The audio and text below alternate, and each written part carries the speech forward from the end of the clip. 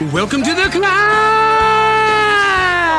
This is a show dedicated to helping singers, songwriters, and indie artists like you create leverage in the music business. We want you to win, and leverage is what you're going to need to get ahead. Nobody's going to drive for you. The good news is you don't need anybody's permission to get your own audience, to create your own cash flow, and to become an artist that makes a living doing what they were born to do. The bad news is you got to do it yourself. And in order to climb up that ladder, you're going to need leverage behind you. You're going to need proof that you're doing it. It's not potential anymore. It's proof. And that's why we called it the Climb. C.L.I.M.B, creating leverage in the music business. That's a brilliant Baxter from my good friend and co-host, Mr. Brent Baxter.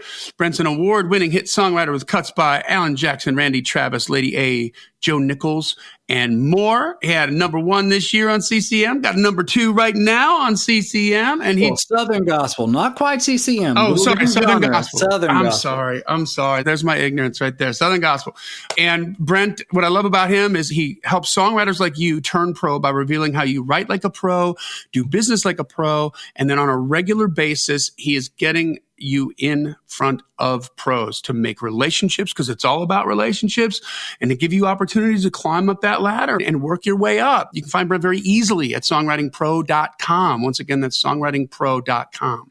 And I would like to introduce you to my co-host, Johnny Dwinell. Johnny owns Daredevil Production. They're breaking artists digitally by identifying new fans through data. Yeah, digitally is a big word. It's complicated. It's all that stuff. But thankfully, Johnny is smart. If you're an artist looking to increase your streams, blow up your video views, sell more live show tickets, and get discovered by new fans, TV, and music industry pros, then Daredevil Production can help. Daredevil has worked with multi-platinum artists like Colin Ray, Tracy Lawrence, Ty Herndon, and Andy Griggs, just to name a few. You can find Johnny at daredevilproduction.com. That is production, singular, no S, and there is no S because there is no other. Johnny D. How you doing, brother? Man, I'm doing all right. I'm ready to crank this sucker up, man. I'm excited about today's episode. Yeah, we're going to do another hit song breakdown. That's right. We got such a good reaction from the last hit song breakdown that I thought, well, we should probably do another one. Oh my gosh, this one I just listened to with Brent before we started the recording, and everything about this is golden.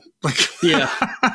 I mean, the production, the arrangements, the vocal, the lyric, the song, the melody, forget about it, dude. This is crazy good. Yeah, so this week we're going to look at Dan and Shay's current single, I Should Probably Go to Bed. And so let's do that today. We're going to dive in and see what songwriting lessons we can pull out to help us write our own hits. Awesome. All right. So before we do that, let's take care of a little business. We're always super proud to be on American Songwriters Podcast Network. This magazine's a brand name, been around since the early 80s, man. Come on. I love that. John Bon Jovi was just on the cover. You know it's got to be cool. These guys know what they're doing, and we're happy to be a part of it, man. We're so blessed. So thank you to American Songwriter Magazine. Join the Climb community if you haven't done so. This is just a great resource for singers, songwriters, indie artists, indie musicians, getting hooked up with co-writes. If you've got marketing questions, gear questions, guitar questions, whatever, ask in that community and you will get answers, and good answers. Brent, I don't know that I've ever gone in there when somebody asked a question and I come in and there's already a bunch of answers and I disagree with any of them. Right. You know what I mean? I might be adding something to something, but I'm not no, that's totally wrong. Don't listen to that. Do this instead.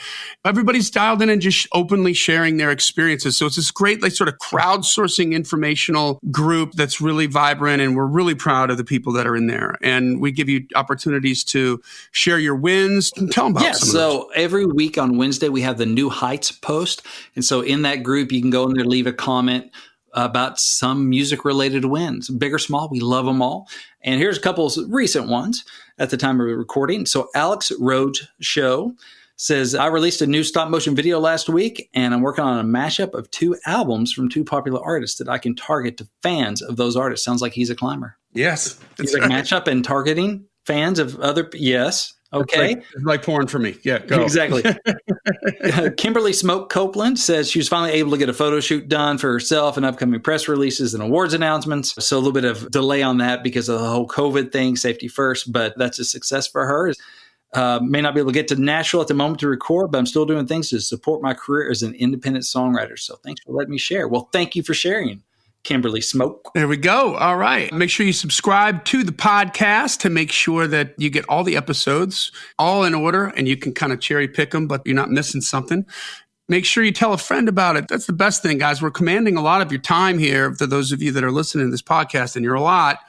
Man, it's doing something for you. Turn some other people onto it, and make sure to leave a rating and review too. We're trying to get to 200. Mm-hmm. You know, when you tell them what you think, then and be honest. You know, we want a 5-star, but hey, we've read the 2 stars and the 1 stars too. We got a couple of those. Mm-hmm. We'll get a laugh out of it. Yeah, we got a laugh out of it. And you know what? I remember one of those, we got shamed into better audio. We did. And they were right. Yeah, another one we got challenged to do ended up becoming the song title challenge. There you go. That's right. That's exactly right. I forgot about that. So 80-something of those later.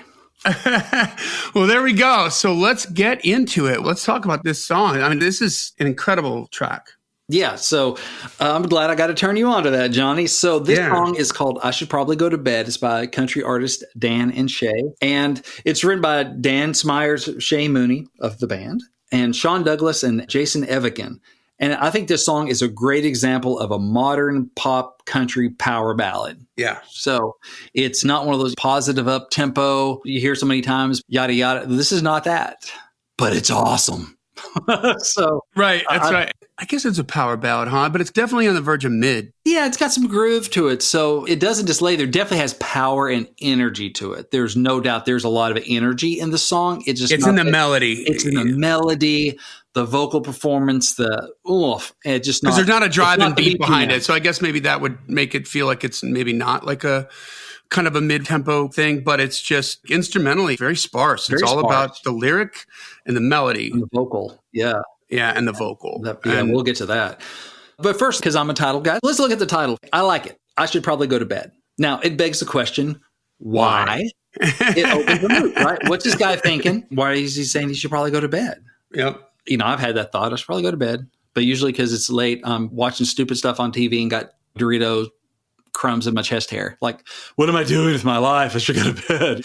But it makes you wonder, like, what is, again, it opens that loop. And anytime you can do that for a listener or a potential listener or somebody in the music business who's going to see that title, it may be that little extra little question mark that gets them to hit play on yours instead of somebody else's. And it's not a title I've heard before. So it feels fresher. It's got an image in it. It's got a bed. Yeah. But also say the title out loud. I should probably go to bed. And listen to how they sing it in the song. It phrases out very naturally. It's not, I should probably go to bed. No, right. I should probably go to bed. You know, it has a nice flow to it, and they sing it like it flows. So it sounds natural and conversational. And that's really important. The title especially doesn't sound written. It just sounds like a guy talking to you. Yeah. But yet it's still fresh. It's got a question mark. It opens a loop. It does conversational. It does it subtly, but it does it well. So yeah, man, let's start off really looking at after the title. Let's look at the melody, because this is about the melody. I mean, this melody just kills. And I'm a lyricist, and I'm saying that. So because I'm a lyricist, I can't go into the whys and the hows of this melody. I just know that it feels perfect. It feels so right. Yeah, it does. And it doesn't feel written. I was doing a song evaluation earlier this morning for somebody, and there's one part where they just crammed a bunch of stuff into a small amount of space. Like, I got these words I want to say, like I'm going to make it fit. Shoving 10 pounds of sand into 5-pound bags. Yeah. Exactly. I'm like, well, that doesn't happen here. And really, you're not going to hear it happen on the radio at all. Yeah. Okay. Well, you hear it on work tapes. And you hear it on demos, but you don't hear it on the radio. Every syllable has its place. And so it makes it much more singable. It makes it feel more conversational. It makes it feel not written. This melody, I mean, it feels like it fell from heaven. It doesn't feel like it got written. It just feels like it fell from heaven, like it's always been there. It feels like it stepped off a spaceship wearing the Infinity Gauntlet, like Thanos saying, I am inevitable. That's what this melody feels like to me. Yeah. Boom. Okay, there it is. And that's kind of how you want yourself to feel like. I mean, it's surprising. It's not like it feels inevitable, meaning I know what it's going to do, because they're definitely, first time you hear it, these surprising moments like, oh, wow, they did that and they went there. So it holds your attention. It doesn't just do the same thing. It's not predictable, but it also feels right and feels perfect. Yeah. And that, again, I'm a lyricist. I don't know how you do that, but dang, they did it. Dang. They did it. They did it. Am I getting ahead of you if we talk about the production for a second? No, let's go ahead and talk about production. So I just had this conversation today with a new artist that I'm thinking about working with and that I hope I get to work with. We've been kind of courting, I guess, and it's a rock artist. He's young and good, but we're talking about less is more. Yeah. Less is more, which almost sounds like a cliche thing to say, but this, if you want to understand what less is more means, then listen to this song front to back and what makes the bridge so powerful, what makes the end, not the very end of the song, but the build up to the denouement of the song so powerful is that it wasn't before, right? Or it wasn't as big as that before. It started out with a piano playing bling, bling, bling, bling, and then he's singing, right? Then they start to build the track with the background vocals coming in to add a little movement, a little energy, but you don't have like a big backbeat going on a drum kit or a bass driving or anything like that. And it's all about this melody. And then because they were so judicious and so sparing in the way, and by the way, they were allowed to do this because the song is so freaking good. Yeah. I mean, they know who the star of the show is. The star of the show is that melody. Yeah, exactly. And that exactly. Like, get everything else the frick out of the way. And that's what they picked with the production of it, for sure. Yeah, and just get everything out of the way, let this happen. Which one is singing? Dan, Mooney? I believe. Or Shay? Okay. I think it's Dan. No, it's Shay. I always get them confused. I don't know. Ridiculous. Like a ridiculous voice. It's so good. But then it allows them to let that breathe and build up. And when they hit it, man, when they hit that super heavy part in the bridge, you know what I pictured in my head was, you remember MTV when it first came out, all they had for commercials was the Maxell tape commercials? And that dude sitting in the chair with sunglasses on and his hair's getting blown back. Yeah. That's what happens on the bridge. Yeah. But it doesn't work if you got too much going on before the bridge. You know what I mean? So they set it up so beautifully. Let's just say, save a little something for the honeymoon. Yeah, man. I don't know who produced that, but they nailed it. Killed it. Yeah. I mean, they know who the star of the show is. Production is really good. You have a few songs like that, like The House That Built Me. Was very super sparse production. Yeah. Because the emotion and what you're talking about is so just killer. It's in the lyric and the melody. It's in the lyric and the melody and the emotion of it. It's like all that stuff. They're like, get out of the way. I mean, not every song can do that. Most songs can't do that because they're just not built that way. They don't have that melody. They don't have that heart to it. And that's fine, man. So you got to know what you're dealing with. Can we talk about that for a second? I just thought of something. Tell me if you think I'm wildly off base here.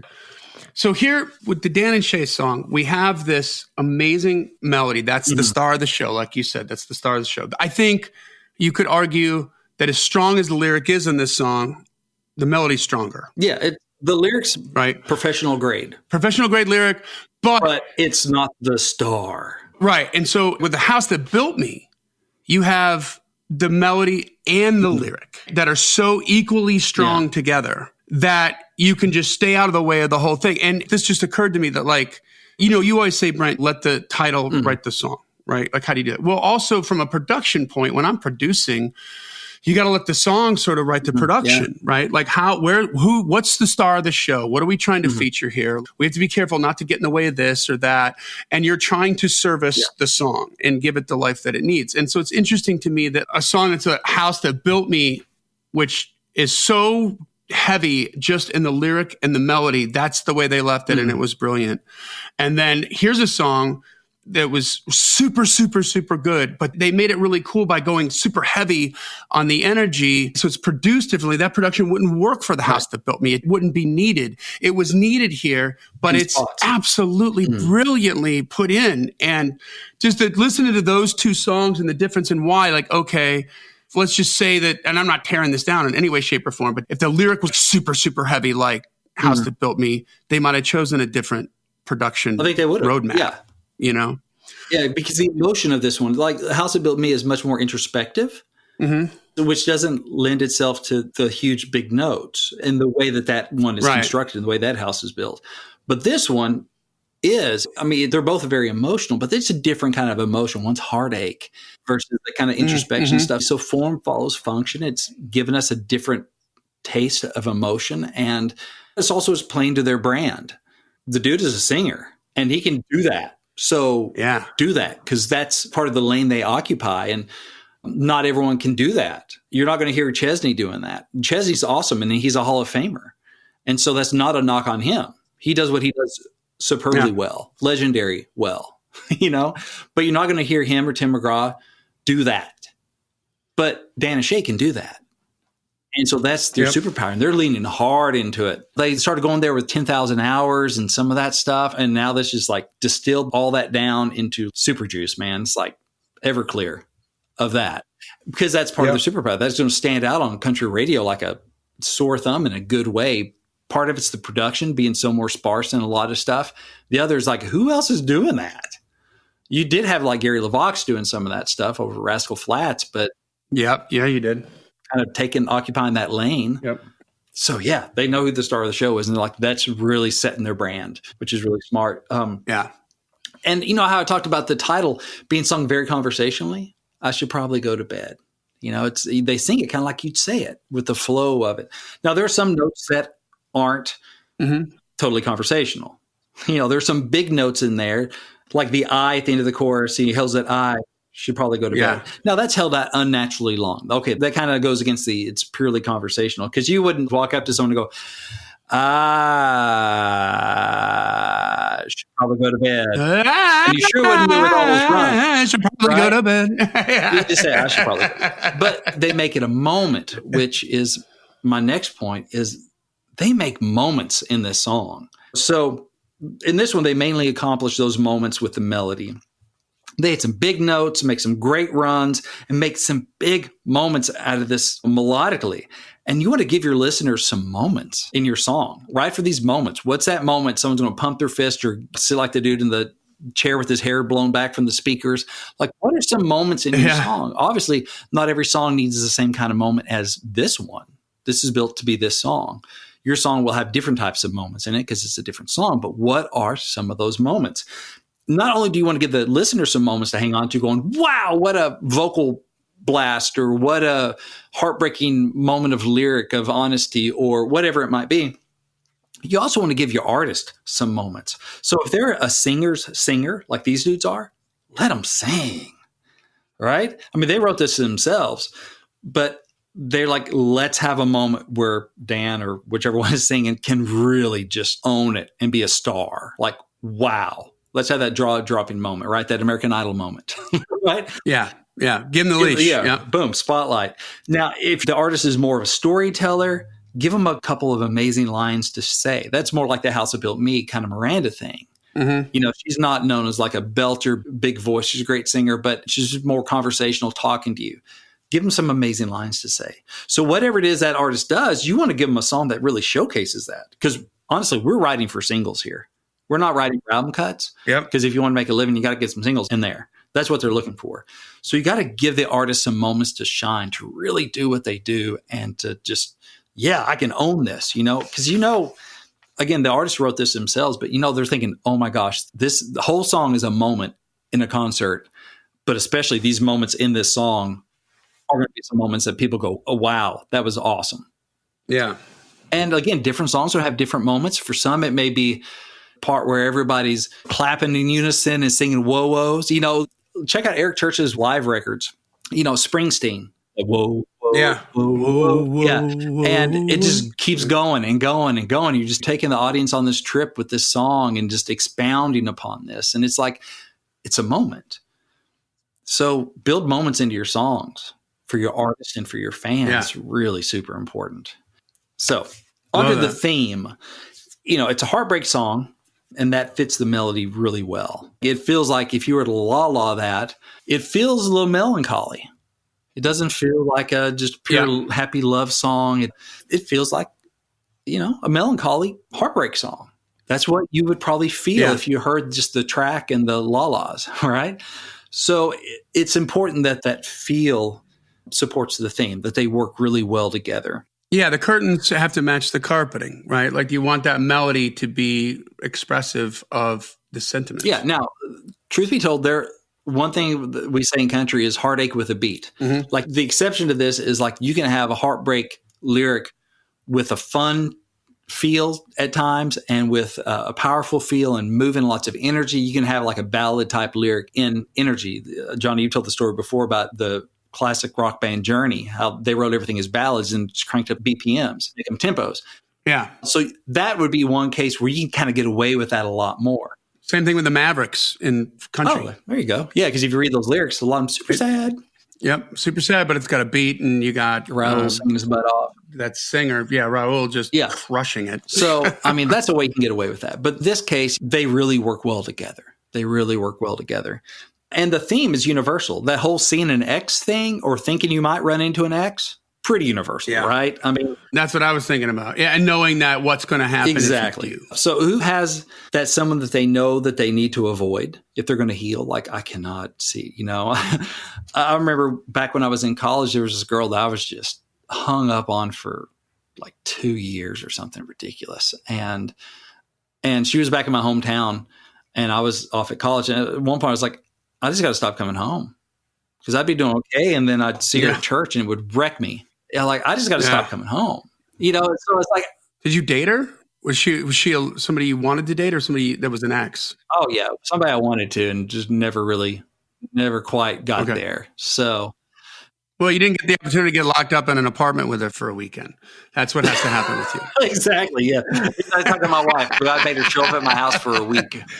Visiting her brother, my roommate. In the captive, you had to have a captive audience to get it to work. I need more than just reach and frequency. I need captive audience. So I need the old broadcast. The old broadcast model to put a family together. Yeah, I got it. So, yeah. Anyway, but like I can relate to that. My breakups were generally pretty mutual.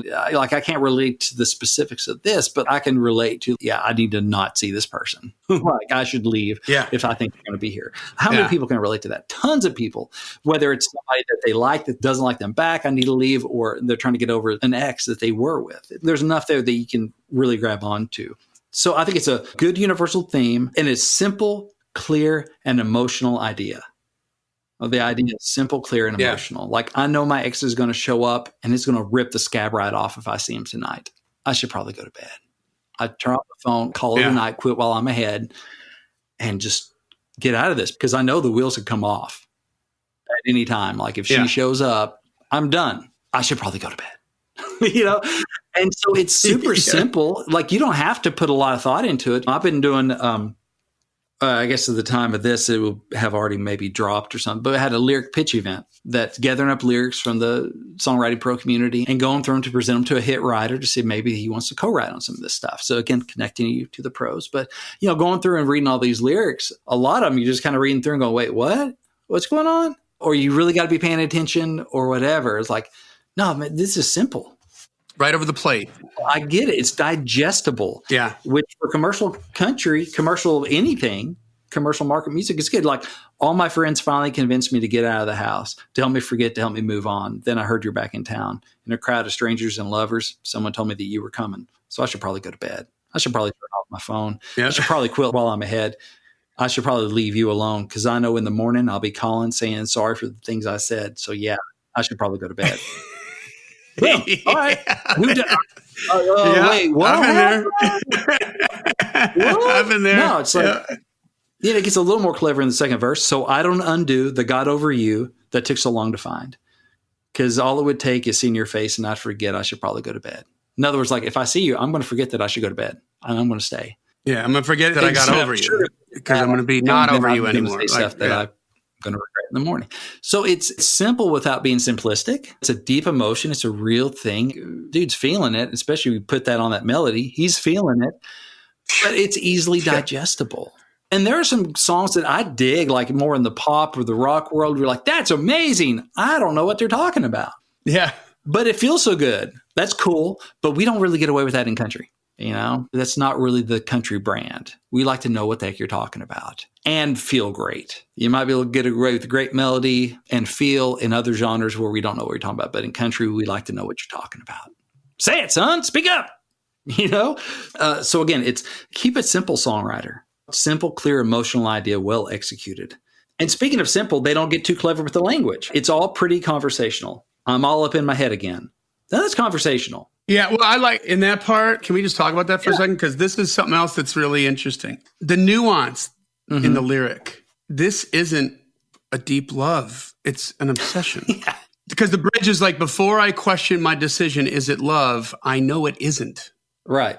Now I'm all up in my head again because I know I don't have the self-control to walk away if you walk in. Like, it's an obsession, right? It's that feeling that you get, but it's like he knows that the light at the end of that tunnel is a train. Yeah, or at least like, I know she's not the one. We're not meant to be. It's not love. Yeah, but I'm still hung up on this girl. But still hung up. Yeah, like it's still like, like voices in my head. Oh my gosh. Yeah. I'm overthinking it and I'm telling myself stories. So here's the power of this lyric. My very first toxic relationship, right? And I think everybody needs to have one. My first toxic relationship. Yeah, I had a couple. But the first one I had, that was a good one. And that was like the deepest one. But she lived in Williams Bay, Wisconsin, which is right on Lake Geneva there. And I was the head bartender at this restaurant that was right on the shore of Williams Bay, across the street from the shore on Williams Bay. And I'm the head bartender, so I'm always out at the bar, and there's a massive picture window, of course, because it's on a lake. So it's overlooking this beautiful lake. And after breaking up with this girl finally, and it was like horrible, it broke my heart. Like the first time I think I really got my heart broke. And this is like the lesson where you learn where you think this is exactly what you want in a woman, and then you learn the opposite. It's exactly what you don't want, but you got to figure it out the hard way. And it all came dressed up in really nice clothes and stuff, but like I would have to be, I swear to God, every time that woman drove through frickin' town, I was looking out the window. You know what I mean? And I would see her go by in the car. It's like, oh, and it just comes back and rips your flesh from bone, because you just saw her car. Who's she with? What's that? And you just go obsessed like that. Drive by this place on purpose because she wants me to see her. She wants me back. She wants me back. That's why she's driving by, because she's thinking about me. Holy crap, I'm all I got 5 different movie scripts going on my head. Like, okay, what does that mean? And just that line, I'm all up in my head again. Okay, I get it. Why do I get it? Because I've been all up in my head.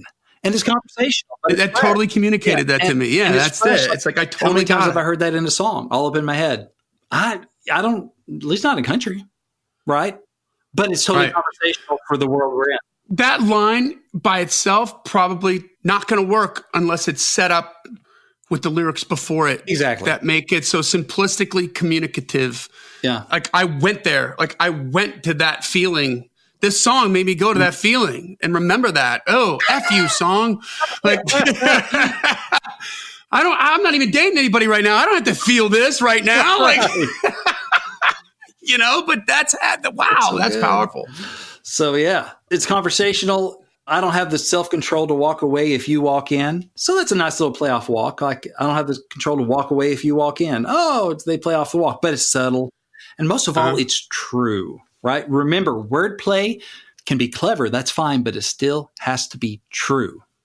And that's why that works, because it's true. Like I'm not going to walk away if you walk in, and I'll forget that I should probably go to bed.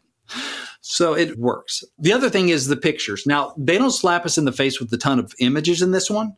I mean, Johnny, well, you were listening. The first thing you said was like, this is a pop song. And pop songs usually don't have as much imagery and stuff. But they do give us enough things to see that we can picture the video.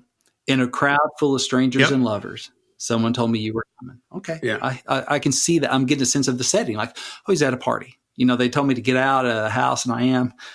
I should probably go to bed. I can see like a bed. I should turn off my phone. I see that.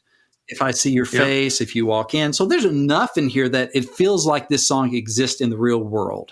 Yeah, and think about that. Turn off my phone. She's probably not going to maybe be reaching out to him.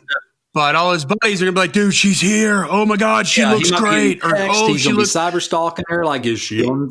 She posted about it. She like, who's she with? He's going to be getting a report from the street, and he doesn't want it. Yeah, it could be that, or just stalking her, whatever it is. Like, I just need to shut her down for the night. I just need to shut it down. Call it a night, right? The whole thing, quit while I'm ahead. Just go to bed. Go to sleep. I should probably go to bed. Unconsciousness. Wake up in the morning. Do it again. So there's enough here that it feels like this song exists in the real world. Now, it's not like a big story song. It's a moment in time song. which is also does well these days. And it's very emotional, but it still has some nice pictures in it, which is important. It's not just telling, it's also doing enough showing. It's not just emoting. There's enough pictures in here that we can kind of anchor us. We can see some stuff on here. It feels a little bit more real, which I think is good. But in conclusion, I think the song has a killer melody that lets the artist shine. It has a few built-in moments, like big notes and runs and stuff, which are like, wow, that's cool. It has a universal theme with simple conversational language, and it feels real and relatable. So stick that in your pipe and smoke it. Yeah, you want to get a country hit? There you go. I love it. And I want to add this, like when you listen to this song, it doesn't matter if you've heard it already, if you haven't heard it yet. After this, go back and listen to it again. Mm-hmm. And I just want you to study the build. You know, study the choices they made in production, like what's there, what's not there. You know, when do the drums come in? Like, how do they keep the momentum going, the movement going? It's the melody that drives the whole thing. It gave them a lot of latitude, a lot of leash to pull other stuff away that you would normally have to keep that tempo going, right? But because the melody in this case, like you said, is the star and it drove it. And then just listen to how they added in. Like, what did they add in first? Like background vocals, some strings, and then how long did it take them to get to the heavy stuff? Yeah. And how long did the heavy stuff last? Just study the production on this along with the song structure and the melody and just take that in. It is a brilliant journey to go down. It seems simple, but simple is hard. Yeah. To me, it doesn't feel like it's trying too hard. You know, sometimes I'm not a fan of like over singing and showing. I'm not a vocal fan. Like, you know, like give me the song, tell me something interesting, compelling. You don't need to add 15 notes to it.